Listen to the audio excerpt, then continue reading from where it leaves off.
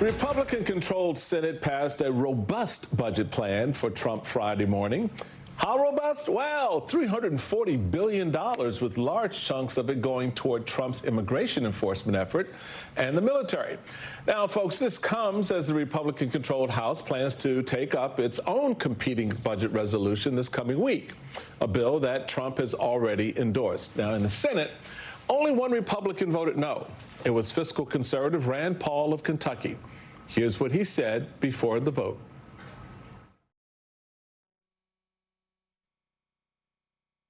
Joining us now, MSNBC political contributor Jason Johnson.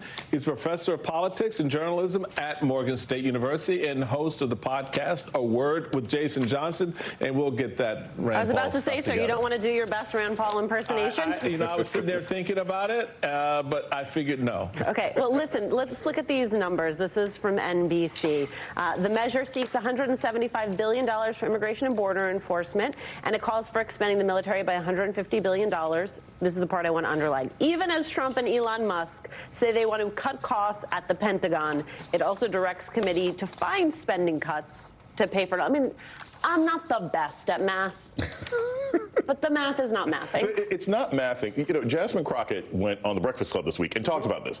If you're trying to save money in the United States federal government, it's not in Medicare, it's not in the Veterans Department, it's not in the FAA, it's in the military. It's the place where we still pay $1,000 for a hammer from time to time, right? So the idea that they're supposedly saving all this money by gutting the budget, but putting together a federal budget that's going to funnel more money into Border Patrol and more money into the military, where are these magical savings that Americans are supposed to get? I don't see any of this magical Elon Musk money coming back to me. I don't see any of these Doge benefits and profits coming back to me. Not to mention the fact that, as per the usual, Donald Trump and J.D. Vance don't really understand the budget process. This ain't going to happen very quickly at all, and you're definitely not going to have that much agreement between the House and Senate. So, Jason, I know because you just love it when we have these kinds of conversations about silly people doing silly things. You have Trump on Medicaid on Fox News on Tuesday. Let's listen to this little fun stuff. It's Medicare, Medicaid. None of that stuff is going to be touched. Nothing. You don't have to. Now, if there are illegal migrants in the system, we're going to get them out of the system and all of that fraud. But it's not going to be touched. Okay, so he says it's not going to be touched, but yet the House plans to cut Medicaid. So what are we to believe here? First off, my guy, I don't know. I didn't hear the president speaking.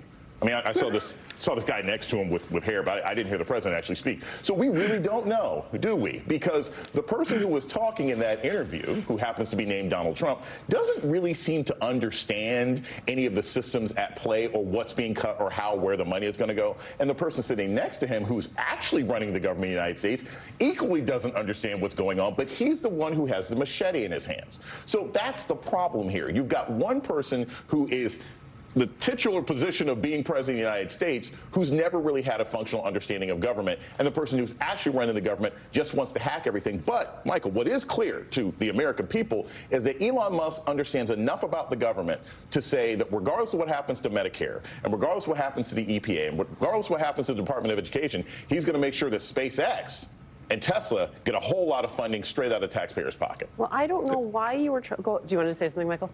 No, go. I was agreeing. Go ahead. I just, as you were critiquing Elon Musk, I will remind you that D.C.'s top federal prosecutor is trying to silence his critics. There was correspondence on DOJ letterhead. It was dated February 17th and appointed to Congressman Robert Garcia, who's often on this program, comments he made in another interview on CNN earlier this month in which he called Musk a close ally of President Donald Trump, a D-word, and urged Democrats to bring actual weapons to this bar fight. I mean, we knew this is where things were headed. The Republican Party is like the living embodiment of the meme, "This you?" Right? Because this is what they do all the time. All they've been doing is threatening people. You literally have a person in the White House right now who led a riot full of potential terrorists against the Capitol building and was threatening people all the time. So it's amazing to me that now that they're in power, they're magically concerned about civility and what's being said. Here's the thing. As much as I don't like the idea of the president threatening people, this is the classic response you should have like the governor of Maine. I'll see you in court.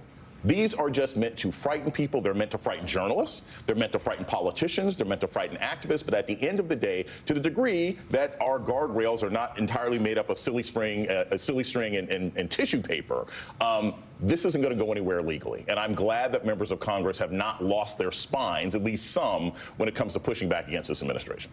Jason, on that point, over the last week or so, I think I've made it pretty clear what I think people should be doing right now, and that is to show me you care, right? Mm-hmm. Let's show each other, as neighbor to neighbor, community to community, that we care about the dismantling of our government. When you have the image of Elon Musk, who, again, knows jack about federal service, standing on a CPAC stage with a chainsaw and acting like a 10-year-old. Right. And children with toys, dangerous toys, should not be allowed to play.